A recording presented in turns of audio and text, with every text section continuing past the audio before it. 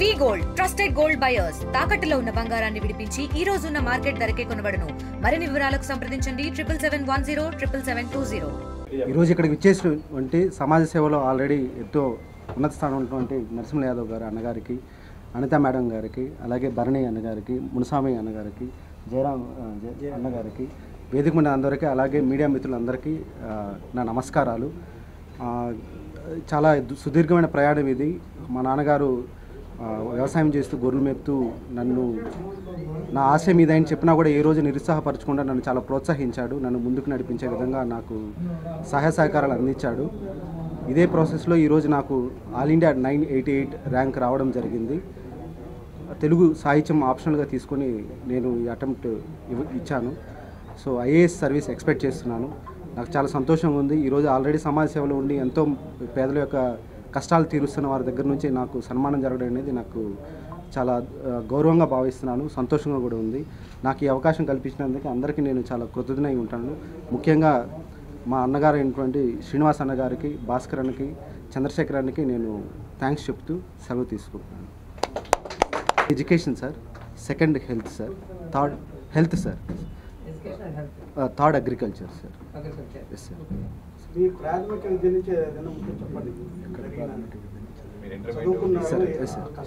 Sir నేను first 5th class నేను నా ఊర్లో ఉన్న గవర్నమెంట్ స్కూల్లోనే చదివాను. ఆ తర్వాత హై స్కూల్ అరణ్యకండి స్కూల్లో చదవడం జరిగింది. ఇంటర్మీడియట్ బైపీసీ ఎస్ఆర్ఎస్ జూనియర్ కాలేజీలో జాయిన్ అయ్యాను. కానీ అన్ని సబ్జెక్టులు ఫెయిల్ అవ్వడం వల్ల చదువు మీద పెద్ద ఆసక్తి ఉండేది కాదు.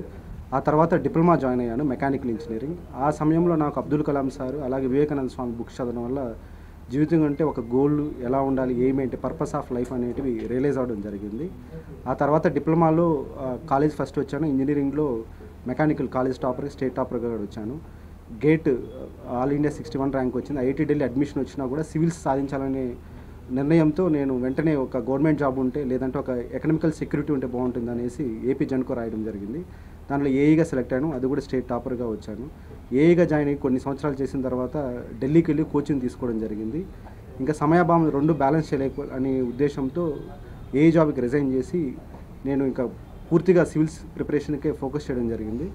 ఆ తర్వాత ఇంకా 4 గోడల మధ్య ఉంటున్నాను, సమాజం గురించి ఏం చేయలేకపోతున్నాను, ఇంటరాక్షన్ ఉండట్లేదని కొంచెం ఆలోచన ఉండడంతో ఒక స్వచ్ఛంద సంస్థను కూడా స్థాపించాను, ఎన్జిఓ గ్రామ చైతన్య ఫౌండేషన్ అని చెప్పి. అది ప్రైమరీ ఎడ్యుకేషన్ నాకు ఏదైతే ఇంట్రెస్ట్ ఉందో పిల్లలు డ్రాప్అవుట్ రేట్స్ తగ్గించడానికి పేరెంట్స్ కౌన్సిలింగ్ ఇవ్వడం, అలాంటి నాకు సమయం దొరికినప్పుడు మాత్రమే వీకెండ్స్లో కానీ సాయంత్రం కూడా వెళ్ళి చేసేవాడిని. అది కూడా నాకు ఇంటర్వ్యూలో, సివిల్ సర్వీస్ ఇంటర్వ్యూలో దాని మీద చాలా క్వశ్చన్స్ అడగడం జరిగింది. దానివల్ల కూడా నాకు చాలా మంచి మార్క్స్ వచ్చాయి. ఈ ర్యాంక్ రావడానికి కూడా ఆల్రెడీ ఉన్న సోషల్ కాన్షియస్నెస్, అవేర్నెస్ అనేది హెల్ప్ అయిందని నేను అనుకుంటున్నాను.